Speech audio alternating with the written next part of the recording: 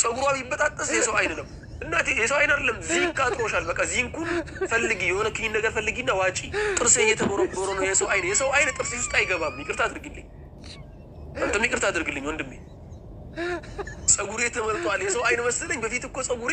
በጣም ረጅም ነበር ይላል አንዳንድ ሰው አይደለም በቤተሰብ የመጣ ነው በቃ እንቀበለው ተግባባን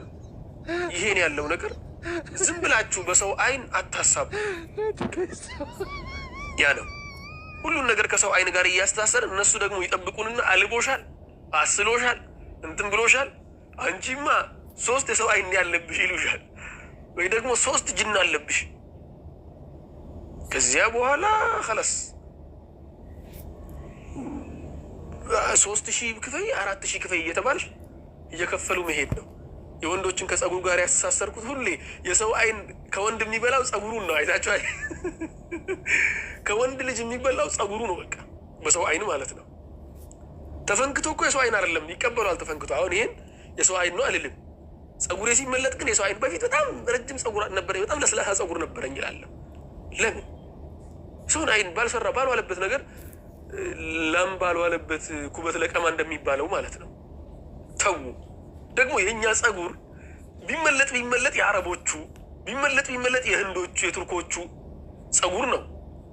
የሰው አይን የሚበላው የኛ በራሱ ነው የተበላው በቤተሰብ ነው የተበላው ተግባባን ይሄንን እንቀበል አሁንም መቀበሉ ያቃተን ነው እና የሆነ ጊዜ አስታውሳለሁ አንድ ወንድም ያለውን ነገር ወላሂ የዚያኔ ሳቅኩትን ሳቅ አላህ ይቅር ይበለኝ እከሌኮ ቡዳ በላት ተባለ ልጅ በጣም ቀልደኛ ነው ቡዳ በላት ሲባል ማለት ያው ያቃት ነበር እሷን